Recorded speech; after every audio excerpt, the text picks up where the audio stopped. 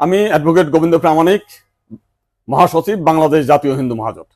গতকাল বিকালে শেখ হাসিনার পদত্যাগের পরে এদেশের হিন্দু সম্প্রদায় মনে করেছিল যে তাদের উপর বিশাল একটা হামলা, লুটপাট, অগ্নিসংযোগের ঘটনা ঘটবে।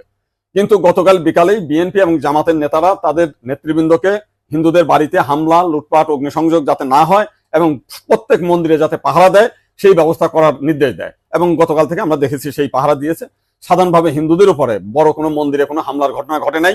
কিছু আওয়ামী লীগের হিন্দু নেতা আছে যারা বিভিন্ন সময় লম্পঝম্প করেছিল, তাদের বাড়িতে, শুধু হিন্দু বাড়ি না, মুসলিম আওয়ামী লীগ নেতাদের বাড়িতে হামলা হয়েছে, লুটপাট হয়েছে এবং সামান্য কিছু সুযোগ সন্ধানী এলাকা ভিত্তিক তারা কিছু সামান্য মন্দিরে হামলা করেছে, সেটা ব্যাপক বিষয় না।